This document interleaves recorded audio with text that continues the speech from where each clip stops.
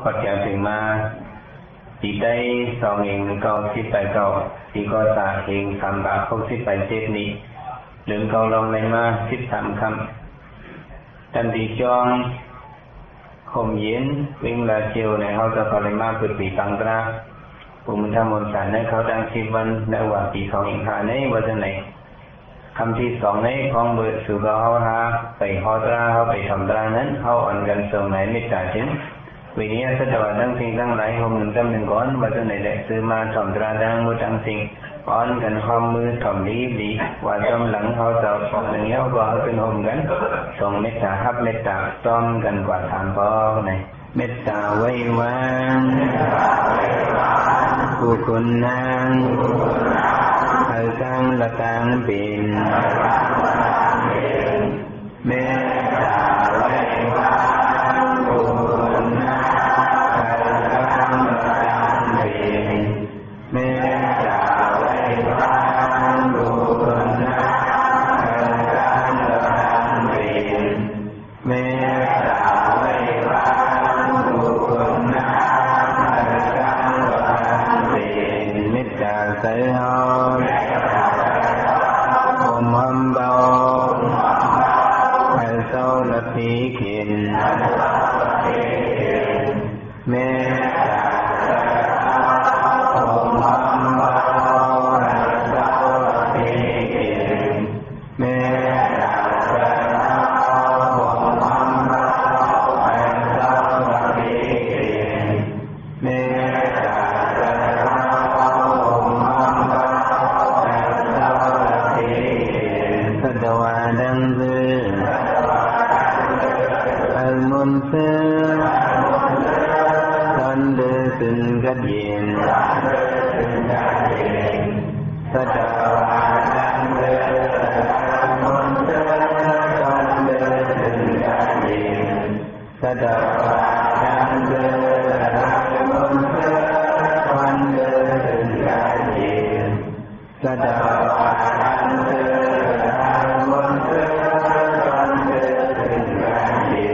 สัตนาจังเสืออัลมุนเสือตันเดสึนกัดเย็นสัตนาจังเสืออัลมุนเสือตันเดสึนกัดเย็นสัตนาจังเสืออัลมุนเสือตันเดสึนกัดเย็นสา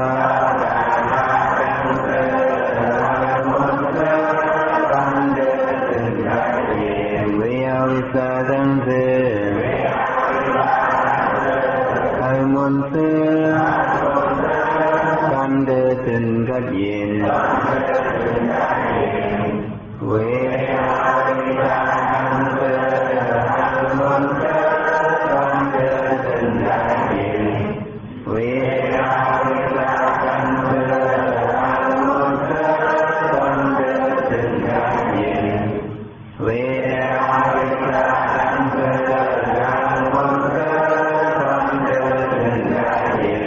เป็นทรงยินมาเมตตาตราเอาหับกันยินเป็นทรงยินมาเมตตาตราเอาหับกันยินเป็นทรงยินมาเมตตาตราเอาหับกันยินเป็นทรงยินมา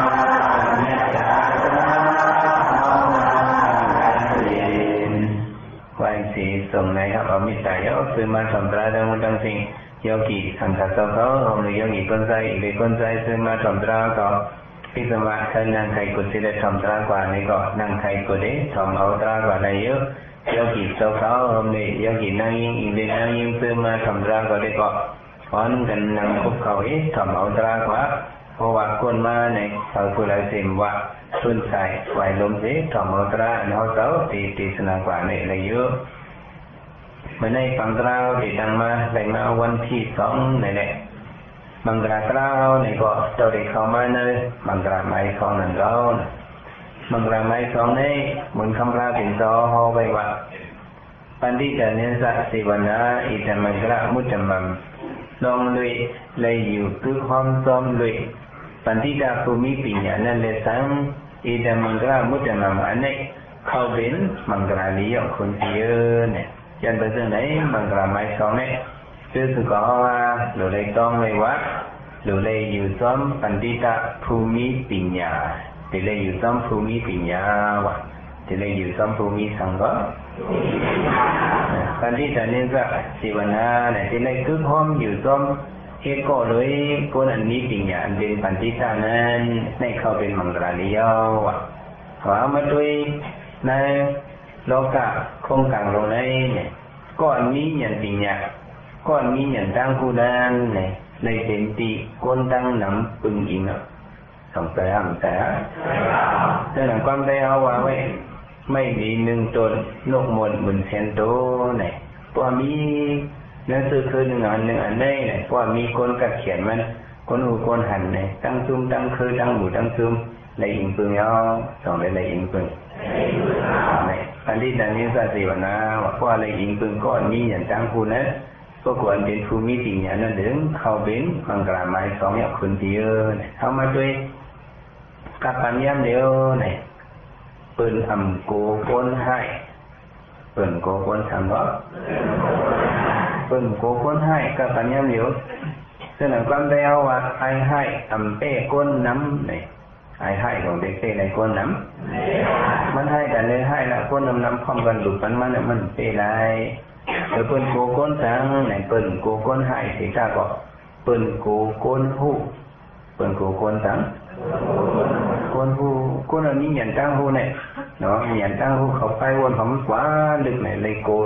อันเขาเนี่ยก็เป็นเช่นนั้นเปิ่นโกโกนหายเปิ่นโกโกนสังไปก็คนผู้คนนี้อย่างตั้งผู้เนี่ยเปิ่นโกยำมันแต่นี้สั่งมันก็โกยำปันที่จะนิสัตสิวนาเนี่ยเพราะอะไรนี่ก็ผู้อันนี้ปัญญาปันติตานั้นเนี่ยมันเข้าเป็นมังกรลียเนี่ยเขามาด้วยมันจะหนังเมืองอเมริกันเขาเนี่ยย่ำเดียวเขาห้องเอาก้นอันนี้อย่างเลือกขายกับอยู่เมืองเขาที่เขามาด้วยในกำลังในเขาห้องผู้ปีก้นแต่นี่ก็อยู่เมืองเขาเนี่ยย่ำเบอร์สังเขาทำห้องเนี่ยคำร้านนี้ห้องกว่าจะเลยสละคนหรือคนมาเรื่องของห้องเขาห้องเอาก้นเล็กก้นอันอย่างตั้งวนสูงก้นเล็กหรือก้นจับก้นกัดแขนเขาด้วยหน้าตาก้นเห็นเขาด้วยปัญญาตั้งหมอมันเขาห้องกับอยู่เมืองเขาเยี่ยมโดยตั้งเนี่ยเขาหยิบย้ำว่า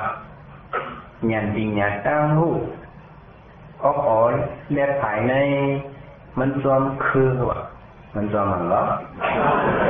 ไอ้ใครเหมือนเรื่องความแปลว่าชื่อผักก็อะไรอย่างก็ว่าก็อันซึ้งทำมาเลย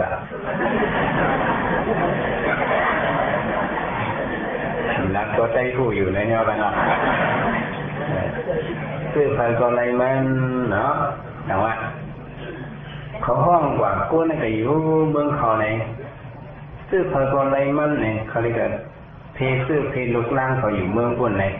ลูกหลานเขาเมื่อนั้นเนี่ยที่เป็นคนกัดแขนเนี่ยเขาได้ซื้อปูนบนทั้งสิ่งเขาอยู่ยังไม่เท่าไหน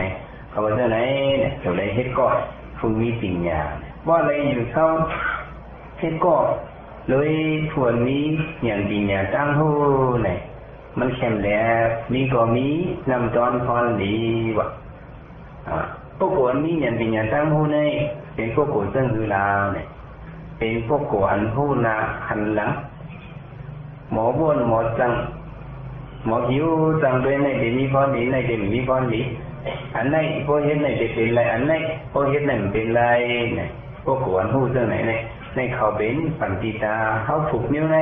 อันไหนเดออกดีอันไหนหมอออกดีเนี่ยอันพูดจังไหนในห้องวะปันติตาก็จังไหนถือก็ว่าเดี๋ยวพอเขาอยู่จำก้นหูในแกก็เอาก็เลยกัดเย็นเชื่อแต่ซ้อมเขา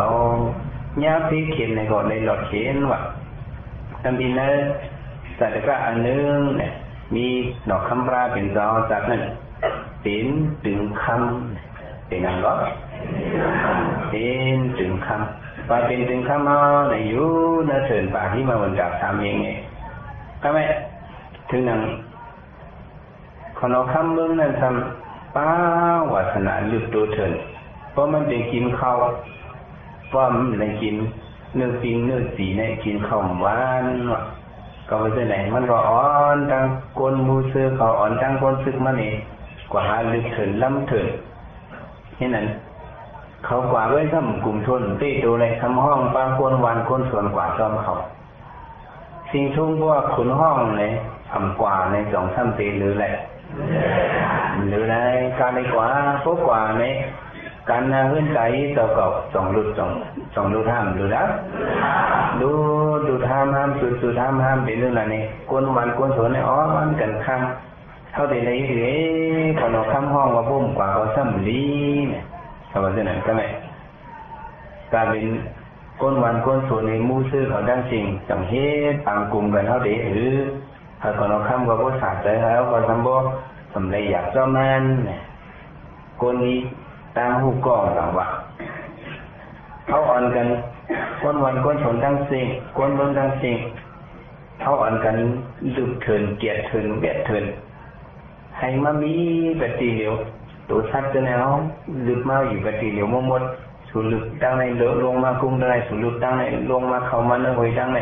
ให้เขาเลยมาอยู่จอมกุ้งจะไหนในมันมีนำเขียนในของจังกาทั้งพูดว่าจะมาปิดกันไหนก็มันแค่มาเขาว่าจะไหนทำไมก้นวันมูซื้อเขาทั้งสอนกันลึกเถินล้ำเถินเห็นว่าล้ำถึงกลางมีพันเส้นมาคว้ากันดีเดียวเขามาปิดเบ็ดตั้งเขาตั้งออกเนี่ยทำลิ้นน้ำหมอนมียืดตั้งกินก็แค่มาก็บ่นอยู่เท่าแบบนั้นเขาก็เมื่อเราละถึงดีคนเราคำเจ้าดีค้าในย่ำเดียวเขาลึกเถินนี้นะมาผ่านเจ้าเขาแต่เดียวในเจ้าก็ตัดลงกันลึกไกลเขาคันลึกไปเกี่ยวไว้นั่นในเป็นกลางมีพันก็มีทั้งน้ำหรือที่นั่นก็ซื้อให้มีแก้มก่อนป้าค้าเจ้ากว่าในก่อนตัดในโกชังว่าเรื่องไหนเพราะเป็นเรื่องไหนไหนก็เพราะเป็นเรื่องไหนไหนก็คนเราคำไหนก็ปั้นชูเขาจะไหนจ่ายสุดจะไหนไหนชาชูกันเขาก็โมนจมเนี่ยอะไรก็คนเราคำพวกมันโดนลึกเถินโดนล้ำเถินไหนก็มันกว่าที่นั่นเปิดเกียรติไว้เนี่ยกว่าที่นั่นเปิดเกียรติไว้นะเนาะเห็นไหมแต่ล้ำก็ได้ถึงกลางยี่พันวันว่ามหาคนเราคำติมันล้ำยื้อเขาไหนเขาก็ไปห้างฝ่าห้างมันกูตายห้างฝ่าห้างมันอ่ะสองกูตายมึงกูตายทำไมมาทำด้วยตัวยอเขียวเขามาเข้ากันตะล่าล่ะสองกูตายวายโยผมกูตายได้จำไปก็อยู่เฮียงเลยมาตัวยอกี่เขานั่งตะล่าก็หัววันที่หนึ่งโยกี่เขามานั่งตะลาจุ่มเบี่ยวิชาเขาถูกป้องกันเขาเฮ็ดปันโยกี่เขาในเอาถัดชีวันมาซื้อปันเพลินเดียวด้วยกำจันใจแต่แล้วโยกี่เขามามั่งด้วยปอกหนึ่งโอ้ถัดเพลินเดียวเลยจิบหนาไม่เคยตายเอามากำโบโยกี่เขาขึ้นแทงกำเดี๋ยวมาโบโยกี่เขาขึ้นมาไหนขึ้นมานั่งไหนโยกเขียวเขามันนั่งตะลาตันสูงหรอก็ไม่ผักก็มันสูงไม่เห็นได้ในย้อนไปสังเราผักก็นามาสื่อไหนก็เปิดกูจิบกูแหงเหรอกูจิบปุ๊บจิบอย่างน้ำมามันจังตายเนี่ยเขาพูดเรื่องนั้นแหละเขาไปเรื่องไหนกูตายห้างฝาห้างมันเนาะอันกูตายนี่มีพระเป็นเจ้าเหตุก็จะกับพุทธายยานตายนี่ทำเจ้าในด้วยวะเราโยกเกี่ยวเขาตั้งหมดตั้งเสียงก็กูตายห้างฝาห้างมันเอาเขามาช่วยเราโยกกี่เขานั่งตะลางมังบอกมังเลยนั่งพื้นหนึ่งอยู่เท่านั้นมากถึงมากขาโยกเกี่ยวเขาตีนโยกเกี่ยวเขาจะได้น้าไอ้พวกหูเนื้อหูหนังเป็น2 ปี3 ปีอาดูขาเขาเนี่ยนี่ปวดน้ำหมดแล้วคิดตายผักเขาโยกเนี่ยยังไปตายตี้เลยว่าตายผักเขาพวกลำโกคิดตายผักเขาก็ล้อมหนึ่งด้วยก่อนนะครับหนึ่งด้วยทำไรก่อนนะอารมณ์น้ำพวกหนุ่มขึ้นเรือเนี่ยทำฟองเปิ่นพันล้อมยักษ์ด้วยนั่นน่ะ ในมันออกลักษณะสร้างออกว่าลักษณะกูตายลักษณะทางเนาะกูตาย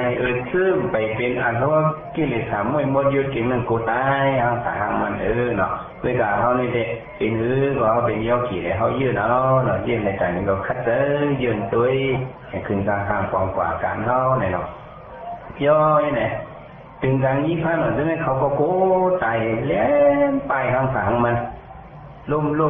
ลุกบางตัวก็เหยียบกันบางตัวก็ถีบกันบางตัวก็โต๊ะห้องโต๊ะหอยเช่นนั้นบางตัวก็หักเกี้ยงบางตัวก็เหยียบกันตายแต่เสื้อนี้ความตัวลงเท่านั้นก็บางตัวขาเนี้ยปีนล่มเจมเมเจนลุกตายเห็นตายกลมแบบเราคำราเป็นเจ้าชอบทำป้ากว่านั้นน่ะเราคำราเป็นเจ้าก็เป็นถึงคำติวตาเราคำติวตาก็ทำเป็นถึงคำขาข่ายมีโจท่าเนี่ยขาสองตัวเนี่ยเป็นถึงคำป้ากว่านั้นน่ะเราคำราเป็นเจ้าภูมิมันจิตะอันนี้ปัญญาเนี่ยสังวนว่าอ๋อซื้อเฮาหาจังสิ่งจนตัวว่ากูตายเนี่ยขอเราทำมาแล้วอ่อนกันเอ็นไปห้างขาห้างมันจะไปวันในสิตาก็ว่าเราคำราเป็นเรามาวนด้วยกันอันขอเราคำมาลำกินเฮาในหนึ่งวันมันจะเอากินเลยหนึ่งตัวไปหลายตัวอันเอาสัมผูมันเห็นเลี้ยงไปในเนี่ยอันฮักเกี้ยงอันล้มตายหยิบกันตายหากันตายโต๊ะหอยโต๊ะเหตุตายเนี่ยสัมการหนึ่งตัวว่ะอันนั้นรีเป็นว่าจะไหนเราคำปลาเป็นเรื่องสามารถห้องปางกลุ่มถึงจังสิ่งอ้อนกันมาขึ้นปางกลุ่มเลยเราคำปลาเป็นเรื่องสำลักนี่ไหนโกตายได้โกตายอยู่ห้างต่อห้างมันเวลาอันคนเราคำกินเนื้ออะไรเนี่ยมันกินในหนึ่งวันหนึ่งตัวเว้ยอันเขากูมันให้ไปตายเนี่ยเขาทำในตายที่อย่างตายนั้นเนี่ยมันเกิดรีเป็นเพราะว่าเขากลุ่มนี้ในแตกใหญ่ชันไปที่นี่เป็ดคือเขาตีหายคือเด็กเป็นทางรอบคือตีหายดุยเด่นไหนวะก็ไม่ได้ไหนเขาตัวไรอ้อนกันใครเจอลื่นว่นคือเนี่ยแต่เป็นบางสิ่งก็เขาเหมือนกันให้ดูเนี่ยจะเป็นไผ่หนอกคำราเป็นเราก็มี5 ปากจะเป็นไผ่ติวตาเราทำมี5 ปากใช่ไหมขนาดมากกันที่ได้ให้ดูนาเนี่ยหนอกคำราเป็นเราแต่ว่าผู้เป็นไงนี่เนี่ยเขาหลุดมีเรียกลายใส่เสือเขาหลุดไว้เป็นเขียนคนเราข้ามมันกินเขาเลย1 วัน 1 ตัวเฮ้ยกูได้กูตายอยู่นะฉันที่หนอคำพระเป็นเรามาปันถัดใจเขาเลยปันเขาว่าเรื่องเนี่ยเกี่ยวเขาอันกันว่าซ้อมหนักตาคุณปังจังซุมเลยย้อนซุม1 ผูก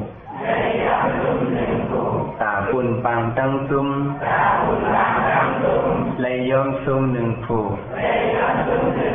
ตาคุณปังจังซุมเลยย้อนซุม1 ผูกตาคุณปังจังซุมในเลยย้อนซุมหลายผูกเลยย้อนซุมปะนอ1 ตัวในย้อนตัวสังในขอเราคำมันกินเท่าไร1 วัน 1 ตัวเลยทางว่าเขากลุ่มไปที่ในเขาปูเฮกินก็กินอิ่มนอนก็นอนรับเนี่ยเขาก็มีแห้งเนี่ยคือเขาก็เต็มอะไรย้อนไปเรื่องไหนเนาะเขากับขันตายดัง1 วัน 1 ตัวจะเป็นหือละเสื้อเขาอายุเยอะเท่าไหนเสื้ออันเท่าเท่าไหนเขาหลุดขันตายอันจ้างก็ไม่เสื้ออันมันอันมีลูกเท่าไหนเขาขันตายอันจ้างขันตายจากคนบางจ้างซุ่มสุดีว่าเนี่ยตอนกันพ่อมงหมดว่าเราคำราเป็นเราซับแรงในเขาว่าอันเขาตัวเท่าตัวมันเท่าไหนเขาจังเพลุล่างเขากับขันตายกันเลยลูกเขาหลานเขาอันถ่ายหลังเนี่ยเขาได้เทลูกเทล่างเขาได้ดิบก็เป็นในดึงคือเขาหายเราคำราเป็นเราปันเท่าไหนก็เป็นเท่านั้นว่ามันกูตายก็ไม่ว่า1 วัน 1 ตัวให้เราคำราเป็นตัวเขาตัว1กว่าเพียงวันเป็นมากถ่ายติวดาคนซ้ำเพียงตัว1กว่ากับพูดกันเองกับขันตายแต่เดี๋ยวพวกมีลองตั้งยุ่มยำมันเกี่ยนได้2 ซ้ำกูตายกูตายยกเดียวเขาพวกมาคัดเจอการตราเลยลองยุ่มยำแห้งใหญ่มากสถานตราแห้งใหญ่มากป่องเจอมากในเด็กก็ทำกูตาย ต้องแม่นแต่ในเขาหลุดปองใจเว้ยหน่อยเหตุการณ์สั่งก่อนหลุดปองใจหลุดไว้นับซุ่มเนี่ยคัดใจกว่าเนี่ยโดยในมันเด็ดๆเนี่ยใช่ไหมถึงตัวนั้นก็กว่าขำใจกูวันหนึ่งตัวใช่ไหมคนเราข้ามก็ล้ำอังมาล้ำเนี่ยกวนยึดเนื้อสมมติว่าหลานเจ้าดีคำวันนี้กับล้ำออกตัวสมมติว่าขำใจเขาก็ถือมันไว้บนเจ้าเข้มเอาอะไรอย่างนี้เช่นนั้นกูวันถึงในวันหนึ่งตัวมาขำใจดิอันเกิดก็ทำเกิดติ๊กอันใหญ่ก็ทำใหญ่ติ๊กอันเทก็ทำเทติ๊กไหนตึงนิ้วนั่นเหียงเนี่ยย่อมเห็นบอกว่าเนาะคือเขาก็หมายบูใหญ่ขึ้นลงมาติ๊กแค่ไหนอยู่กว่าถึงวันหนึ่งมาตึงไผ่ตีวัดนั้นตึงเหนียวตรงในสมห้องปุ่มหลงไว้ทำยากามันเด็กกับตายว่ะมันก็ทำเอาก็ไม่เกิดลูกเขาแทงไหลมันเลย2-3-4 วันเลยสมมติลูกเกิดแล้วเขาแค่ทันนานลูกเขาให้ถึงไปตายกาจูดิเสียมันอันเป็นตีวัดนั่นถึงคำตีวัดในจอเช่นแบบที่ดูด้วยถึงขาดที่ขาก็จำเลี้ยงลูกเขาแทงหลายวันเลยให้ขาเลี้ยงลูกย่อหลายหันนานลูกให้ถึงไปตายที่บุกในให้ต่างตัวปะตังบันเขาว่าจังไหนถึงคำตีวัดเนี่ยมันหมดด้วยบุญเปิดเละบุญพรมันกว่าละผมตังเมื่อไรว่าจังไหนมันนั่งผมจังเสืออย่าในซุ่มเขาต้องตั้งใจอย่าพิงทุ่งโลกธรรมดาเนี่ยเพราะวันนี้ซุ่มขายเขาเลยเจออย่างนี้ก็พูดกับจุ้มเปิดต้องเลยซุ่มถึงในดูในก็วันว่าไข่จุ้มเนี่ยก่อนตัวก็ลงเลยเนี่ยมันเจ็บตัดใจมันก็ไอ้กระจู้หนอกคำพระเป็นเจ้ากระจู้จุ้มไผ่พุ่นกว่าเนี่ยกระจู้หนอกคำพระเป็นเจ้าไอ้กะละเนี่ยลองตังมันหนอกคำพระเป็นเจ้าถึงคำที่ขายามเดียวเขาจุดตัวลงไว้สำติเล่นอยู่ก็บอกว่าแข่งหลายวันไว้ใช้หันนานดูก่อนเนี่ยแต่ในสายค้าแค่จะเอาไผ่เจ้าในตัวหนึ่งกระตังบนเขาที่ก็มือฝึกในหนอกคำพระเป็นเจ้าในตื้นเป็นภูมิปิญญาเป็นชัดก็เช่นคุณจากพรดีชัดไม่เมาหมันอย่าไปไม่เจอตึงแมวเนิ่นเมื่อคัดเจอกินเยอะอิ่มละดังเลยลุกมาเตะเลี้ยงไรอย่าไปไม่เจอทางหน้าอยู่ที่เท่าไหนมันก็โจมน้ำตาปุตกติดเปิดให้ไหนถึงหลังรถพกมาเนี่ยหนอกคำพระเป็นเจ้าเจอเปิดตัวมันเจ้าข้อกว่าเลื่อนข้อบันทีเนื้อเขียนน่ะว่าเลื่อนข้อบันก็คนยึดเนื้อหลานเนื้อขอนั้นมาตัวอังมาเจ็บมันไหนก็ทำเป็นตึงคำไหนคำฮัดเจ็บย้อนเปิดทางคนเอาคำเป็นสมาเลยสวนเนี่ยมีไม่ถึงคำ2 ตัวใหญ่ก็ตัวใหญ่เขาก็มองนี้หังก็หังนี้เขาก็แค้นนี้เนี่ย2 ตัวนี่อย่าไปเอาตายคนเอาคำว่าไว้เรื่องนั้นก็ว่าจะในก็มันฮัดเอาตายแต่ละคนเอาคำก็เกี่ยวลงมาว่าคนเอาคำเกี่ยวมาก็มาด้วยถึงคำในนอนหยิบคอเดินคอมาในขังตายเลยคนเอาคำกับลูกก็ว่ามันถึงคำกับพวกเราเป็นสีวิสัยใจเมื่อย่ย้อนไปทั้งมันทำมาขังตายถึงคำก็จังว่าคนเอาคำยิบเนื้อจนมาในผมเลยกินเนื้อเป็นก็เมื่ออื่นตกคอเมื่อเนี่ยเป็นปานาติปาเอาตายเป็นหนึ่งทีสิเป็นอากุศลกุวันเอาเกิดมาเป็นก้นหนึ่งสั่นแม่ก็อย่าไปให้มันชุ่มนั่นมั่มเป็นเมื่อไหร่เอาตั้งชุ่มเหมือนที่เอามากินใส่ชงว่าใส่ช่องมาดีๆเนี่ยห่อตะลาบันมันอันก็มาแต่ขำตายในเอาชายเติน1 เซนเรียก2 เซนเอาชายเติน1 เซนเรียกคุณตาตั้งน้ำกับคุณบางตั้งชุ่มขำย่อมชุ่ม1 ภูว่าจะไหนปันมันก็หมอเมื่อตายถึงข้ามือลูกมาเลยลูกเพราะว่าเก่าลูกเมื่อทำไปเอาต่างตัวตายลูกเมื่อมีฮิตเนื้อลงคนเอาคำก็ถึงคำว่าตนาเหมือนกันเขาเด็กเล็กอยู่เนาะใครถึงคำในลูกบ่หันถึงคำนอนหรือในกล่องเชื้อมันทำหักถึงคำตัวไหนลูกมาแล้วก็หมอเมื่อตายต่างตัวก็หมอตายเมื่อหมอตายตัวท่านไปเอาตายตัวแหละหมอตายไผ่เมื่อถึงคำข้าฝากแม่ก็หมอตายลูกมาแล้วไผ่มันเราได้หลอดหมดต้องหลอดติดตาหนอกคำพระเป็นรำตุ้ยปูนไผ่เข้าไว้ตุ้ยมาปูนไผ่เปิดในเด่นพวกกูกันที่ตาโกนมีอย่างนี้แต่กวางในตุ้ยมา ตาคนเปื่อนเราคำราเป็นเราลูกไผ่เขาได้สำหรับเอาใจไผ่ตึงข้ามเจียวใจเป็นว่าฉันเป็นคืดตึงห้องก่อนเลยเมื่อฉันเดียวใจเนี่ยก่อนลูกเอาคนเอาข้ามมือเจ็บกินเลยก่อนละคนเอาข้ามว่าไผ่พุ่นก็ปล่อยแล้วดอกตึงข้ามลูกมาเลยลูกมากินเยอะเลยลูกเที่ยงจอมไปลูกละพวกปล่อยมันมั่วแล้วดึกตัดตึงเขาเนี่ยเนาะเมื่อทำปล่อยไปนี้กลายเป็นตัวสีจิ้มเมื่อทำปล่อยเลยมูสั่งว่าจะเมื่อทำชุดเดียวกินลูกซึ่งนั่นก็ปล่อยรักกันมั่วเราลูกมาเนี่ยนั่นไปลูกย้อนดูขันเนาะคำราเป็นก็หัวกลางใจคนเราคำในมันโอนไปดูขันมุ้งมดอะไรไงมันหัวคิ้วตัวนั่นไปคนเราคำไม่คนเราคำเนี่ยตัวสองตีนก็ย้อนดูขันป้าดูใครเอาตายการในเมืองเขาเนี่ยตัวอยู่เนื้อน้ำตัวอยู่เนื้อลิ้นอย่าไปหาตายก็หักใส่เกิดเผลอมันเนี่ยคนเราข้างว่าผมขอบวงเองถ้าเป็นคนเมืองตั้งเชียงเนี่ยมันได้เอาตัวตัดชัดเมียงตายเห็นไหมเนี่ยก็อยู่กว่าคนเนี่ยตัวตัดชัดเมียงก็เหลืองมากเทมากตาก็น้ำมาถึงขิงตายก็เขาตายเป็นห้างกล้วยเขาเนาะดีกว่าคือว่าจะได้ก็เขาก็หากินหายังห้างกล้วยสารเขากินเชียงก็นั่นก้นเลยก็เอาจะนั่นมากินบางตัวก็ตายเป็นห้างกล้วยเนี่ยแต่ก็เนี่ยเนาะในอย่างว่าพวกเราอยู่จำภูมิปัญญาในเลยกัดเย็นเลยรถเทเข็นสองรถทำละถึงแนวตัวนั้นก็เกิดลูกอ่อนมันมาห่างนี้ห่างงานลูกอ่อนเยอะมาทำแบบเรียนก็ถึงปีวัตรเมย์กับซ้อมห้องมันลูกอย่าไปเรียนก็เป็นปีวัตรไหนถึงตัวไหนมันด้วย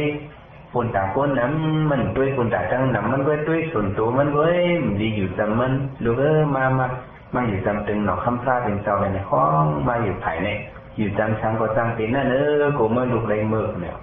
กูเมื่อมีแต่เรื่องนั้นเนี่ยมาอยู่จำหนอคำพลาเป็นเจ้าเลยอยู่จำมันเนี่ยอยู่ปากวันก่อนมีกาขันว่าอยู่จำหนอคำพลาเป็นเจ้าเนี่ยอยู่วันเดียวก็ในเป็นภูมิปัญญาเนี่ยมีกาขันว่าเจ้าไหนถึงก่อนก็มาอยู่เท่าไหร่สักว่าทั้งสิ่งก็เลยก็ตื่นเย็นใจกว่าย้อนเปิดเท้าไหนย้อนเปิดหนอคำพลาเป็นเจ้าอันเป็นสันติกาอันนี้ตั้งวนใครตั้งมีงามนั้นแล้วการตั้งสิ่งก็เลยก็ตื่นเย็นใจกว่าคนน้องขั้นก็เป็นการอากุศลก้นวันก้นเมืองก็เป็นการเบิกมาการอากุศลนั่นเป็นเมืองผีสัมภพกึนยันเบอร์ไหนปองยาอุยกอลีเนี่ยนะฮอดเมืองผีนิกปันปองยาอุยกอลีในฮอดกันเลยฮอดเมืองผีนิกปันเนี่ยก็เบอร์ไหนเจอสุขเขาว่าเขาอยู่เศร้าแล้วโลกะคงกลางลงในเนี่ยเขาอยู่เลยหาปันทิตะอยู่ในหาทางก็ปันทิตะในเทียนปืนในห้องว่าภูมิปัญญาภูมิสังก็ภูมิปัญญาย้อนเบอร์ไหนดอกปันสติโยเขียวเขาอยู่เลยอยู่ซ้อมปัญญาอยู่ในอยู่ซ้อมเถอะอยู่ซ้อมปัญญาอยู่ซ้อมปัญญาในมันจะเป็นมังกรว่ะจะเป็นสังก็ก็มีอย่างอยู่ซ้อมภูมิปัญญาในเป็นมังกรเพื่อการอยู่ซ้อมปัญญาเนาะนั่นโยเขียวเขาอย่าไปเก็บพิษปัญญาในนี่อย่าไปเก็บพิษสังอย่าไปเก็บพิษปัญญาเมื่อก่อนตอนไหนมีนางยิงกองมันเก็บพิษปัญญามันเก็บพิษสังเก็บพิษปัญญามันจะไม่ได้เก็บพิษไหน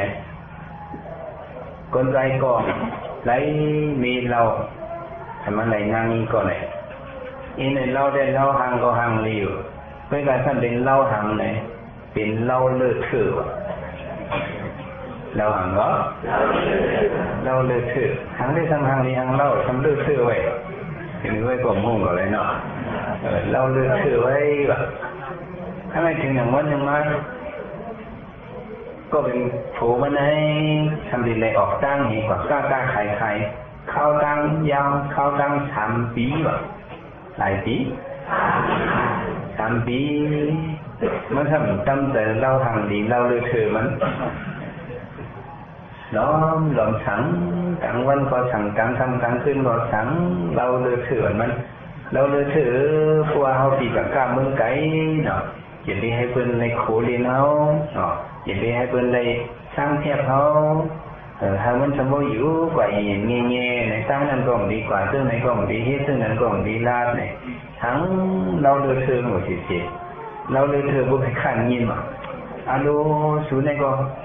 รับแห้งลำหนักแถวเดียวเราบ่มหัวออกมาตรงไหนวะสุรุลาทางก็สุลากำเอายิบเอาตียันกำเอาตีเต้เหี้ยวนาในเรื่องไปกว่ามาลาไปทานในห้องต้องวันนี้อ๋อถึงได้มาเป็นเราเลือเธอในวันนี้เห็นไหมโหมันก็ว่นก็ได้เลยหรือลัดเนาะถึงวันกันตีกาโหมันต้องว่นเลยอ๋อเดียวจำตีออกตั้งโหกับชอบเสียบยิ้มหูมันกับชอบเสียบว่าจะเนี่ยเราเลยเถอะปีว่าเขาปีกับก้าเนี่ยชูอยู่จอมปิ่งยาหน้าเนี่ยไปกระมังโผสั่งเรื่องเมียเลยเจ้าเมียเขาเด็กว่าในให้เอาอย่างปิญญาเอาไว้เฮ็ดสร้างทางกองอยู่เท่ากินเยี่ยมกว่ามันพุทถูกหมอข้อความบนในอยู่ซ้อมปิญญา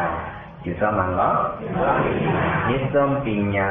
ยังซ้อมปิญญาในอยู่ซ้อมปิญญาเอาปิญญาอ่อนไว้เฮ็ดในมันมีทางทิศแบบโผสั่งก็เป็นที่ย้ำกำเอาดีเต้มันต้องการแต่คือการเล่าเลือดชื่อไหนมันทำถึงเล่าเลือดชื่อนั่นน่ะเปิดโผล่อ๋อตาหวานมันก็เขียวมาเกิดขึ้นมันนอนเอามือสั่งตาหน้าขามมันเองคิงลงก็ได้ทำสั่งเต้สั่งว่าพวกก็มันถอนความมันทำออกตั้งพวกก็ทำเดือเปลี่ยนความมันทำโกงยาเทเข็นเป็นก็การได้ถอนความมันเอาเองให้อยู่ซ้อมสั่งรถปิญญามันก็วนไหลมาเห็นชิ้นโคมันนั่งให้ป้าถงโคมันปิดพักตัวเฮือนไหนล่วงเฮือนกว่าแขนเฮือนเขาไก่วนสองแล้วมันทำนี้ทางปิ่งยาวของเต้าในพุทธักในซื้อเฮือนหายไปแล้วนะทางป้านในก็หายไปแล้วเพราะว่าแถวเจ้ามันจะต่างกันว่าปิ่งยาในก็เป็นทางปิ่งยาทักกว่าในก็ทางป้านในเปิดห้องทางปิ่งยาไว้สองสามใจแต่ทำนี้ทางปิ่งยาแขนสองเฮือนเนี่ยมันก็quá ba thủng mà này cả tối phát tụ bình nhạc tóc này bình nhạc có mắc phỉ bắn hơi em lâu lơ thưa này có ăn nằm chăm xả kha này khi muốn nó để quả tam nàyมันสั่งเตะสั่งมามันชอบเสียบยิงหัวnày mà hơn màอยู่ต้นปีbình nhạcว่ะสั่งbình nhạc có sắm thiên rồi đấyอยู่ต้มกันในกว่าเลยได้ไหมอยู่ต้มกันกว่าทำปีหลายปีก็ทำปี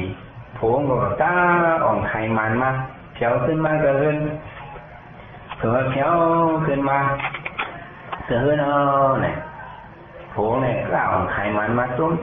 สื้อป้องไขมันเขียวมากขึ้นก็ขึ้นกว่าเขียวมากเนี่ยแต่ตัวขึ้นมันเนี่ยคัดซอยถามซื้อหิมหอมเพิ่นตัวนั้นก็ต้นได้หูเราเลยถือเอากะแล้วเนี่ยนี่ก็มีทั้งปุ่นเขียนเพิ่นทั้งปุ่นนี่มันกายอย่างหลังหู้เลยเพิ่นเนี่ยเพิ่นหู้เพิ่นใครละหู้เลยกับตัวเอาเลยเจ้ากับพวกเขียวมาห้ามหนูนาเด้ามันก็กว่าเพิ่นกับเขียวเพิ่นทางปิ่งหยาเพิ่นไปบ่กับตัวไอ้พักตัวต่อยทางปิ่งหยาเราเลยถือมาฝีพักตัวกันเฮ้ยยังไงเราเลือดเชื่อถึงทำไมอยู่กันให้ของชูเจ้าทำไมอยู่เลยทำไมเมื่อเจ้าได้ตีเฮือนนั่นเดนี้ทางปิ่งยาก็เดียวไว้ไปไหนก็เราเลือดเชื่อมาอยู่ซ้ำมาในนี้มาหลายก็สองก็ขาดกันอยู่ซ้ำกันหลายปี3 ปีออกมาไล่กวยก็ออกมาในกล้วยก็เหมือนทำปลายแทงปื้อหนึ่งเลยนะนี่เอาพิษปิญญามาเนี่ยเอาพิษทางเนาะยกเหี้ยเขาเจ้าก็สั่งให้ยกเหี้ยเขาอยู่ต้อมปิญญาก็ทำใจตัวปิญญาเลยนะเจ้าสั่งให้ใจปิญญาthì này gì đó mình ăn tiền nhà đó nói tại sao này tụi này ấu này có ấu tại sao yên tại sao chi tại tiền nhà đấy anh này đem mình mi chia thành nào còn để mi qua tại vì trong tụi tiền nhà đấy mi chia thành nào เนาะในหลักสติอินในหนักนี่ใช่ไหมนังว่าก็เขาอยู่เขาจำภูมิปัญญาเนี่ยมันเป็นมังกรลีต้องเป็นมันคือทางปัญญาไว้เนี่ยนะในซื้อเนี่ยเป็นปัญญาถ้ามันยิ่งถ้าโมหังร้องเป็นพักเกินนั่นแหละซื้อในก็พักเกิน2 เจ็ดมันเหมือนตัวนั้นนี่ไปให้เป็นตัวนั้นภูมิปัญญาเนี่ยว่าเขาได้อิงปึงซ่อนโฮมเขาเนี่ยมันปั่นเขาลองกัดเย็นปั่นเขาลองจ้างเสือหุ่นเสือใหญ่เสือนิ่มให้มันเฮ็ดปั่นก้อนหลีเขาเนี่ยเขาต้องได้ป้องใจตีlấyอยู่ซ่อมเถอะซ่อมปัญญาตัวมันน่ะใจมันน่ะแค่เราพูดอะไรเนาะอยู่ซ่อมปัญญาก่อนเนี่ยมันเข้าเป็นมันก็ละไม่ของเนาะเนี่ยเขามาช่วยมุนคำพระเป็นเขาว่าทั้งว่าอยู่กันปฏิตาภูมิปัญญาเนี่ยอีกกับอยู่กันหึงก็ไล่ว่าอยู่กันซ่อม1 แก้ว1 กำไว้ก็ยังมีพรลีมนับอ่านในกาก่อนต้อนอ่อนเมื่อปันพระเป็นเขานั้นมีลุงก่อคนใจตัดแขนกองมันกว่าเนื้อเถื่อนเพื่อกว่าเนื้อเถื่อนเนาะเนี่ยลึกๆซ้ำกับญาติตัวหน่อยไอ้ญาติเนาะไอ้ญาติตัวในมาเวทมันมาฮึดปันมันฮึดยึดมาดีกว่าแล้วมาฮึดปันมันก็ทั้งตกใจตกคอตกใจเลยตื่นนี้มันก็ฮึดเขาได้ก็ฮึดโจนเนี่ยมันก็ว่าที่ไหนโจนก็เอากันไปเดียวก็ไม่เมื่อทำมาเด็กให้โจนเรื่องเขาว่าโจนนี่ได้ไหมเขาตั้งใจมาสู้นั่นนะอันแต่มาเฮ็ดซ้อมสู้มันก็ทำโกอ่ะมันก็เป็นก้นสีซ้ำสีเท้าก้นให้ก้นหนายิ่งตั้งหลังเล่าเนี่ยเลยเขาก็หัดจำมันตัวมันผมอัปป้าทางลงได้เนาะเพราะเขาติดกับขั้นมันก็เขาก่อยหิ้วออกมาเลยเนี่ยโจนหนอนใช่ไหมพวกนั้นมาเด็กมาเฮ็ดโจนซ้อมเขาเนี่ยก็มาไหนมาซ้อมเขาในห้องกว่าในมันเนี้ยโจนก็มันโกมันโกซื้อสุกเนี่ยพวกเนี้ยโกเลยพวกฉันใช้พวกเนี้ยโจนเนี่ยพวกฉันใช้อ่ะสองแต่ถ้าเจ้าก็ยังเนี้ยโจนปอกเลยเขาลูกดิ่งอย่างเสียเขาปอกมาขี่การสัมผัสลูกดิ่งมันได้มาหนาเขียวเนี่ยกาเลยมัน4 ขั้น 5หรือบอกนักเขียวยิ่งคงมาชี้คงมาข้างโจนมาโจนเขาขี่ข้าสัมผัสมาโจนในเขียวมามาฮีกาโมมีทุกนาเขาเลยเป็นได้เป็นไต้แล้วโมมีทุกนาเขากองป้าเนี่ยกองนี้กองสัญญาเลยเอากองสัญญามั่งหาเจ้าก้าบอลเนี่ยคือเดือดขุยเจ้าก้าคือมันเอากองลายที่ว่าเดี๋ยวราทางนั้นมันทำให้ความมันบอกแต่ว่าปี5 ปีมันทำยันสูบปาบลาเห็นไหมยันสูเนี่ยมันก็เป็นนำให้ขุนหลักก่อนหับในมันเป็นก้นหลักก้นส่วนมันก็เป็นยันสูรู้สองแต้มได้ไม่สามารถทำยันสูปาตละให้ได้หรอกแต่ป้าก็ป้าข้าเนี่ยป้าก็ลุงก้าเนี่ยใช่ไหมลุงก้าออกจากลุงวัดทำมาเจ้าผมทับลุงมันเป็นยังขาเนี่ยเจ้าผมมี4 หักพันกันอยู่ไว้เท่าผมลุงเขาก็ขึ้นมาเดี๋ยวก้าขึ้นมาก่อนอย่างยิ่งทั้งดีเจ้าเขาก้มหน้ากันเนี่ยเขาก็ก้มไปไว้เขาบอกว่าเนาะต้องให้ลมฉันเขาเลยเนาะโจนคนกระจายอยู่กันมาตายเย่แต่คนนั่งสีก้อนอะไรมาจะมีลูกซึกก้อนนั่งมาเลยโขก้าก้อนในก้าไผ่เนื้อเนี่ยมาโขงทำเลื่อมเนี่ยแต่สิคำเขาดึกแถวใหม่ไว้เนี่ยมันเนี่ยออกลงมาให้นั่นก็เขาจะมาซึกมาไว้ในออนกันเอียงไปแล้วไหมคำตั้นสวนมอทามันอยู่ในคำพองป้าว่าเจ้าเขาได้เหมือนป้าโคนแต่เขาในเนี้ยสวนก็เขาหมูแห้งหลงสวนมาโกมแล้วก็โกมเลยแต่ในเขาเนี่ยมันมีสิ่งขนมปฏิญญาณกันตัวจากวิปัสสนาเนี่ยมันจะกระรอนกันกว่าหรือขามมึงเนี่ยมึงตั้งใจที่ก่อนนั่นเห็นกว่ามันจะไปเนี้ยสวนเพราะว่าเนี้ยสวนนี้มันมีแน่สวนมาสวนมันคิดตั้งกองสัญญาในป้าเลี้ยวไอ้มาสวนมาเวทกาเขาขึ้นในเจ้ากาของเนี่ยขึ้นกายเจ้าชายขี่หัวไถนากายไปซื้อตัวไหนเป็นตัวหน้ามันจะกูหรอซื้อตัวไหนเป็นตัวหน้าได้เจอใครคนเช้าศูนย์ก็ต้องเสียงคือชันเนี่ยวะก็เป็นเฉดวิปัสสนาตรงจี้ก็ต้องเฮ็ดจองเป็นขัดไตมา ส่วนก็อยู่ได้คุยทำไมเนี่ยส่วนจังว่าด้วยนากันดูเลยแรกก็จะให้ดูว่าเป็นกู้โชว์หน้าเลยส่วนแต่เขาคาดเป็นดูขาดเนี่ยเขาบอกว่าน้องโอ้แต่หลงว่ามันคันบางมันหรือยุบต่างโหอย่างนี้หรือถ้าเฉาให้อยู่ดีกินมันนะก้าวไขมันอะไรไปมันพอซุ้มขาเฉามีรักไว้ขนาดของเราส่วนก็กูก็รู้เนาะแล้วเนี่ยส่วนแล้วหมออันนั้นก็ในเนี่ยมันถึงยาส่วนมันไม่ได้กว่าแล้วเนี่ยก็ดีกว่าฮิตส่วนกว่าเท่าไหร่กว่าส่วนหัวห้องมันกว่าจนกว่าเขียวกว่าตีโคส่วนของเราเนี่ยโคส่วนเนี่ยมันร้อนตัวหน้าตาไอ้ก็เนี่ยตามันก็ค้อนลอกซอกเนาะตาก็ค้อนลอกเห็ดหนวดก็ทำขอนซอกคนเนี่ยให้น่ะเนี่ยพวกตาครับให้ตาสามารถต่อแย่กันเนี่ยโคส่วนในคนดุมเนื้อจี้ลงมาไงเนี่ยวะมันเป็นลมนานตะปีมันตะปีตามเสริมมันเขาหักมันหนึ่งไรเฮี้ยงคาเชียคนเยอะเลยมันให้ปวดหนาเขาสั่งลูกชุ่มหย่อนมันเพราะหักมันให้ซึ่งหนึ่งคันคนในคอปอมันก็มันหัดเตี้ยงเหตุสุขินเรื่อยๆเนี่ยวะซื้อสุกาวาสองฮัดซึ่งทั้งเสียงว่าโน้มเมมันก็มันหัดบ่ายติงกิเลอร์คนเดียวไหนเนี่ยวะเนาะพวกมันมาอยู่ในเขาเนี่ยเขาเด็กลูกชุ่มหักเนี่ยฉันลงห้ามหักเมื่อวานเนี่ยกับผู้เจ็บจัดเสริมมอมาฮิตสูนไปหักก็ย้อนอยู่อินแล้วสุกว่าซึ่งไปซึ่งก็ย้อนผู้อินกว่าเป็นกว่าสูนเมื่อกว่าจอมเปิดทำห้าทานนี้เปิดหรอกว่าทำสูนมาทำในนำเด็กเปิดจะเป็นผู้พระไอหนุดขอนให้เขาฮัดเชียกว่าจอมไปกับสูนปองแล้วก็ในบ้านนำมันทำเหมาทำปั้นเจอเขาในหมดมันเข้มหมดก็อย่าเขาก็มีคนสิบางก็ที่ไปเกาไว้พวกบ้านมันแทงก็ในสูนหลงปากเนี่ยเขาก็เข้มกันรู้สื่อเสียงเขาเนี่ยเขาเรียกใครห้าเว้สูตั้งนำใครห้าก็ห้าไปเลยห้าเป็นเขาก็หาส่วนมันตั้งโปห้ามมีคนกว่าเหตุการณ์มีคนกว่าคนไปวานก็ห้ามเพราะนั้นคนวานคนเมืองเนี่ยอ้อนกันไปมาดีเมืองหาเสจุมาอยู่ในเวียงมีตั้งกินตั้งเยี่ยมให้ในอยากอึดกระหังหังมาในต่อห้องเป่ามันคนเอาทำเป็นที่สาระเนี่ยเราคิดกินขอนเอาเรามีคนพรตัวเลยดูหันลุ่มล่างเก็บในบันทึกเขียนเอาในตัวกินขอนเอาหลายๆตัวได้ถูกนี้เอาว่าจังไหนเห็นไหมคนเอาข้างก็มาเคยคนเมืองนี่ส่วนให้ความเป็นนิสัยข้างว่าเนี่ยเขาได้ยกกันในส่วนไหนตั้งคนบ้านคนเมืองคนซื้อเขาโฮมกันนี้เขาแต่งย่อมมาให้ไหลตัวดิบเลยคนเอาข้างบอกปงขอบงเอาตัดซึ่งนั้นนำไปปั่นเปียก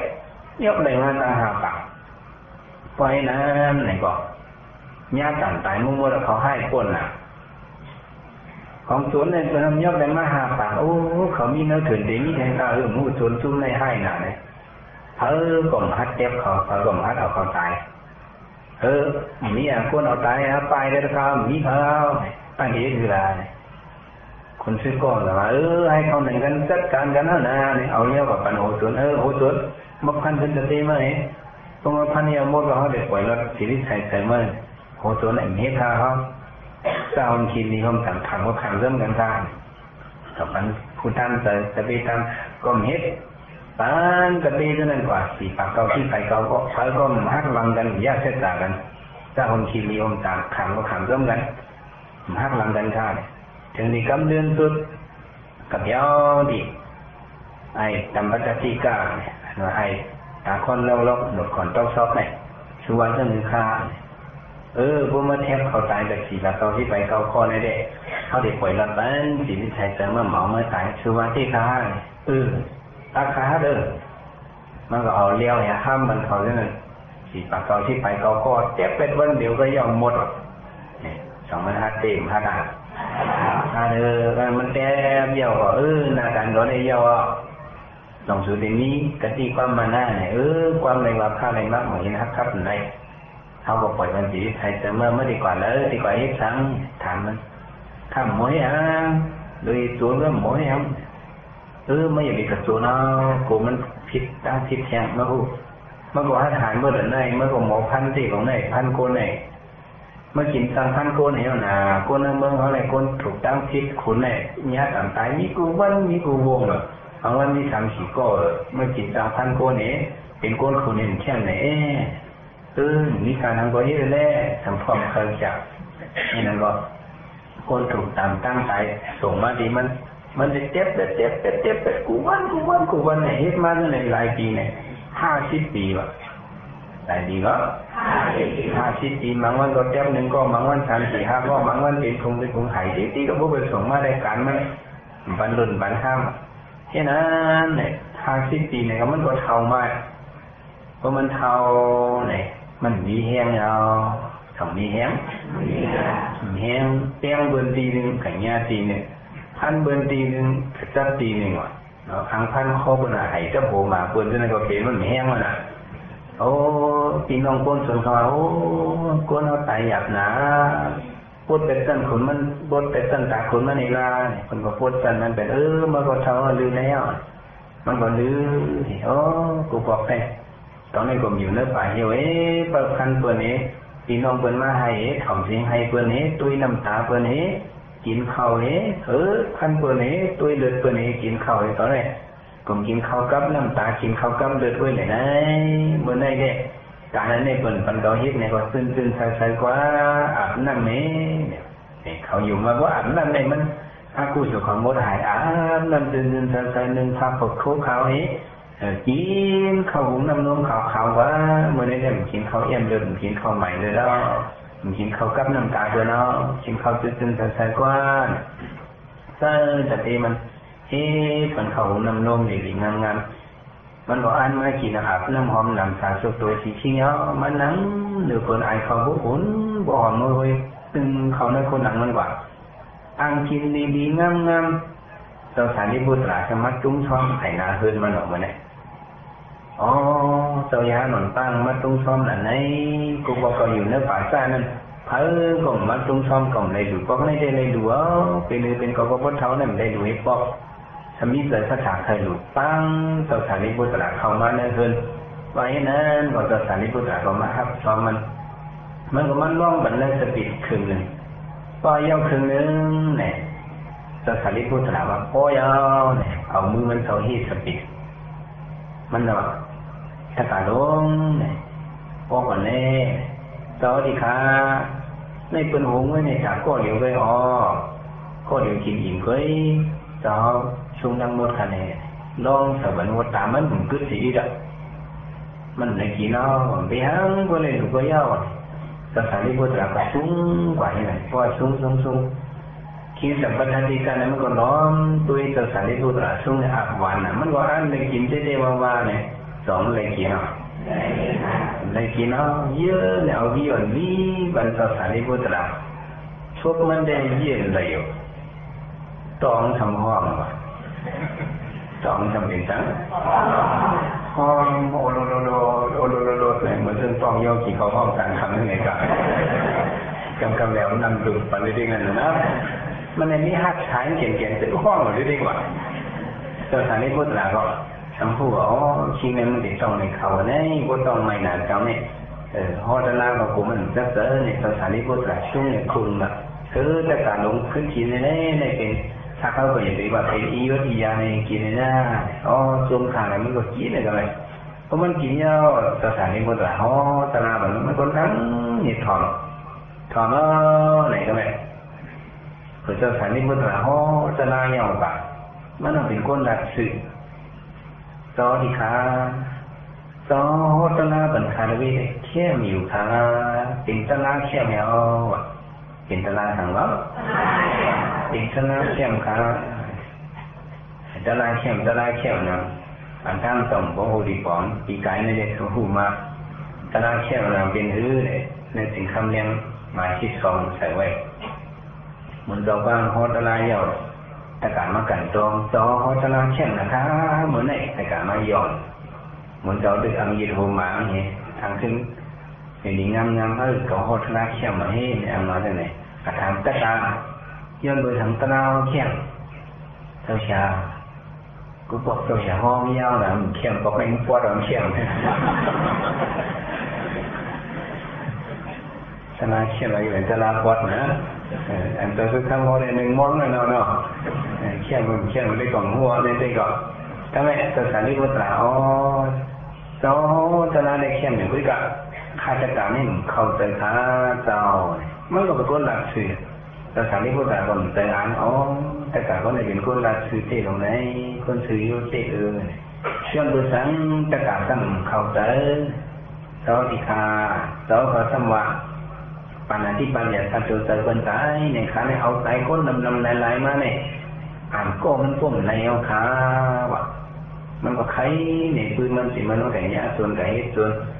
พันเปิลไว้ส่วนก็พันเปิลพอดีวันนี้ไปเขามาก็สีปากเก้าที่ไปเก้าก็มันป้อพันเดินหมดไว้ถึงนั้นก็เข้าตั้ง50 ปีเนี่ยมันพันโกนมาอีกปีเนี่ยเขาตายคนเนี่ยนำเนี่ยนะต้องนำน้ำการจะไม่เอาตายคนเนี่ยนำหนักอ่านก็มันก้มไรคาต้องอ่านไรอ่านไรซื้อสุกห่อหลักต้องตายมาไหลก็ต้องอ่านไรอ่านไรอ่านเขาอ่านไรได้ตั้งมันเนี่ยมันเหมือนกันอ่านมันนั่นเอาตายนำหนาในอ่านไรอ่านเขาในต้องเอาตายสีก็ที่อ่านนึงในต้องอ่านไรแล้วก็ในการเข้าอ่านไรซึ่งถ้าสิ่งในสิ่งนี้อยู่2-3ก็อันว่าเนี่ยเอาใจดำหนำอ่านไรก็เป็นในเจ้าของข้อท่าคำเขาเตอสถานีพุทธศาสนาอ๋อตะกาเนี่ยรู้นำตะกานักมาไหนอ๋อมันเห็นคนสื่อโยก็ได้เอาไล่ปริยหลิมมันใส่มันรู้นำตะกานักมาไหนเอาใจเพื่อนน้อยนั่นตะกาก็เคยเอาใจเลยเอาใจนั่นก็เปิ้นเตยตะกาเอาใจเปิ้นเตยทอนพวกเปิ้นเตยในเจ้าของมีทั้งที่อยู่ว่าตัวมันจะเนี่ยมีในสถานีพุทธอันวะ2 วันที่เต้มันเอาใจเปิ้นนั่นมันมีทางผิดต้องเมียมันก็ป้าเตยป้าข้อหูที่รู้ความอภิธรรมว่าเรื่องนึงวิญญาณที่ว่าอย่างที่จะทราบมีว่ากายวิญญาณเราตัวยึดนั่นแหละสังวัฏวิญญาณเราโชคลาภนั่นแหละสังที่จะทราบมีว่าก็เปิดเจอเห็นเป็นมาอันนั้นเอามือเอายึดเข้าตัวยึดนั่นกายวิญญาณทั้งสิ่งเนี่ยก็เปิดเจอก็เปิดหางใจเปิดใจบางว่าคนบางก็ไว้พารายุ่งสมาคบมือเขาทำตัวยุ่งมาทำปวดเมียอะไรผ่ามือเขาให้ทำจับมาขึ้นมาไว้ข้าโอ้ยุ่งอันตายหรอกที่เขาเป็นปัญหาที่ปาเราอยู่ทำโกเปลี่ยนทำแบบว่าดียุ่งอันตายยุ่งอันก็ตัวมันก็กลมป้าเจอเก่าขึ้นมาทีนี้มันป้าออกเลยนะมือพาลุกของพาผมพาแต่ในเต้นเขาเต้นบอกตัดในก็ยุ่งตายมันโกไปข้างที่ก็ป้าเติมก่อนนะยุ่งอะไรมีปืนมือแก่บางเรื่องว่าที่ปืนจิตน้ำตาใส่บัวออกเหมือนว่าไทยทำกูเป็นคิดแต่ว่าให้มาขึ้นกับย้อนตอนปากเป็นก็ว่าที่เมื่อวันนั้นไม่ได้คิดแต่นะก็ได้ดีว่ามีไว้กับป้าใส่จิตใจมันใส่เลยนะมันว่าน้ำตาชิ้นในก็มันเอาตายไปแล้วมันก็ป้าเกิดป้าคอยิบตามเดียวเลยยุบขวายคุ้มเลยมันห้ามมันเปิดของป้าเติมป้าใส่2 ป้ามือมันเป็นตั้งผิดต้องเป็นนั่นเอง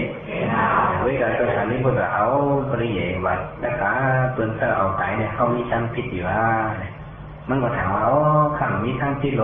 บนไหนอันลูกขัดซุ่มนะบนไหนได้ขังมีคำเตือนเนาะต่อตลาดเป็นใครสถานีพุทธก็ตลาดเส้นต่างมันก็ตูขันถามมันก็เท่าตลาดเป็นเจ้าพ่อนี่ลองตัวเขาเป็นอนิจจทุกขาอนัตตาอาสุภะมันเป็นตัวอันมีจุดมีจานบันนั้นกว่าแต่มันก็ป้องแต่ตลาดหันเฉพาะตัวมันคือตัวมันดูเดียวๆด้วยนะเขียวก็หันขาสีเท้าทานทิ้งวันพอนั้นมันก็ก้นเท้ามันเหยียดก้นเท้ามันก็ตุ้ยจ้องตัวจ้องชิงมันตรงตัดเม็ดทางยุบยับโค้งกลางสองมันขึ้นเสียงเยอะมันก็หันอันไหนกว่าตลาดปลาเป็นตัวเนี่ยก กัตตุเนียนเตเตโลเนี่ยก็สารีบุตรแปลว่าโอ้ตลาดมันก็ตลาดชูได้มันไปไหนมันแถวอันนู้นเรามาทันทีเนี่ยเราแถวเนี่ยทุกปีขาว่าโอ้ตัวเขาในมันคือว่ามีตัวดีฮักลงเป็นตัวดีสุดสั้นลงของแต่ไหนมันก็ต้นส่งเราสารีบุตรละมาต้นส่งแล้วเนี่ยมันขึ้นปอกมาถึงมาต้นตั้งวูเมตัวมาโตมาเนี่ยพอมันตายเลยพอมันตายแล้วเนี่ยยานเขาเมื่อหลังถึงจิตพาเป็นต่อเจ้าที่ขาคิงให้เมืองลงแต่มันจะทีกลางมันในจะถึงวันตายมันวูโตมันเห็นตายหิ้งกลางตั้งหิ้งของยุยามนั่นขาคนให้เมืองซึ่งในตายได้กระตุกอะไรสั่นเลยคาทำพระเป็นต่อพระเป็นต่อว่ามันกว่างอะไรจริงแต่ว่าจะทีกลางในตายก็เป็นเมืองผีตุกสีตาคนโอ้คนให้หมดซึ่งในซึ่งกันสาวเมืองผีได้อยู่ข้าเจ้าพระเป็นตัวมาอ๋อมือมันไปตายเนี่ยมันเลยฮิตข้อปันติตาจะเป็นเขาอันเป็นสารีบุตรอันเป็นภูมิปิญญาตั้งหูตั้งหันหนีนั่นเลยยานพระสมาฮิตก็มือละคาเนี่ยมือเป็นสารีบุตรกับจุ้งข้ามหลักถึงตนามันอินหนาเนี่ยตนาอินอ่อนอ้อนด้วยกับฮอดมึงผีข้าเจ้ายานเขาทำพระเป็นตัวพระสัมมาวิสิกาถาอันนั้นจำเป็นสัญญาอีกันคาถาเป็นเสียยันสุดอุปสัมปติอันความกวนส่วนเขาสอนมันเห็นคอนั่นมีพรดีสองมีพรนี้มันเป็นพรให้เลยนะอีกันการทำไปทำเสียย่อเนี่ยอันสถานีพุทธศาสนาติพระเป็นตัวสอนมันความอ่อนเป็นคอนั้นมันจอที่ยามันว่ะเขาไปที่ไหนฮอดไทยเนี่ยเขาไปที่ไหนการตั้งนี้ว่าเขาเห็นเนี่ยว่าในท้องเต้าผู้นี้เขาลาในเขาเห็นต้นไหนมีน้ำตอนคอนดีสองมีอันนี้ทำมาด้วยจริงกับปัจจัยการในเฮ็ดก็สารีบุตรเนี่ยโอ้ยก็นี้ในก็ฮอดเมืองผีนิพพานในปัญจิตานิสัยวันนาในเขาเฮ็ดก็ภูมิจริงอย่างปัญจิตาเราก็ทั้งให้ยกเขียวเขาอยู่จอมเถิดจอมปิญญาเมื่อได้เขาทำปริญญาในเสื้อยกเขานั่งกองยองนั่งอย่างนั่งกองยองเลยพอถึงมามองทางไม่นี่ด้วยในผ่านที่นอกของทางอันเขาตัวอันฟ้าจริงๆตอนเนี่ยเขาคู่มันรู้แล้วสองรู้แล้ว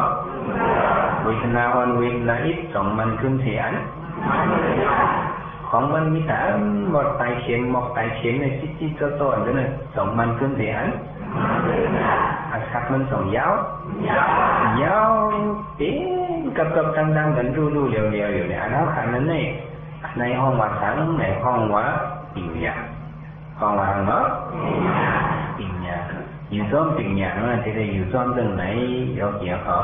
เขาถึงมือนอนกลางธรรมะเขาปวดตะลาวเขาถึงมือนอนไหนก็มือนั่งกองอย่างในไว้พระนั่งก็นั่งกองอย่างไว้มองทำไม่ได้10 นาทีเพราะฉะนั้นขาดจินเขาต้องเรียนข้าหนึ่งข้าบททานไม่เอาไหนยกเกี่ยวก็นอนวางยาวปะใครนอนสีเกียงก็นอนใครนอนตะไคร้ก็นอนเอาแต่จับตีผาตินเอาแต่จับไปเลยแต่ตีผาตินให้ยาเพื่อนทานเป็นวันมันน่ะหรืออันนี้ห้องว่าเป็นวิปัสสนาปิญญาทั้งนั้นวิปัสสนาปิญญาแท่งเปิงนึงอันนี้บอกว่านอนจอมปิญญาวะเนี่ยนอนจอมฉันrồi này nó cho tìm nhà này theo kiểu đó mình sẽ tìm nhà số với nè cảm ơn nên bao kỳ thằng tìm nhà ở đây thì về vàng các cái như thế nào cái này có son bằng những chỉ có bằng chỉ là nên ra tiền là có ai những tâm phụ nữ tìm nhà này xứ sạch các gì mà có nhà uy có lý hoặc mương chỉ đi phản này mình khâu đến hoặc là này có nhau giờ nhiều kiểu có mắc khâu tan ra mà dù trong phụ nữ nhận trang lý phụ nữ cảm lý luôn rồiตัวเจ้าก็มาปวดชมชีแต่เจ้าก็เขาเป็นวิปัสสนาญาณในคัดเด้ออยากเคยติดผาตีนเอาฝังเรียวทางจริงๆพรเป็นดูในไหนมันฟองว่าเขาเฮ็ดขอปิญญาเขาอยู่ต้องปิญญาในฟองใสอาศัยการตระบาดในก็ให้เกี่ยวทุกอย่างกันขันไว้กูตะกูปะกูชิงกูนายกูยิงกูตายสี่คำเลยกันเนาะ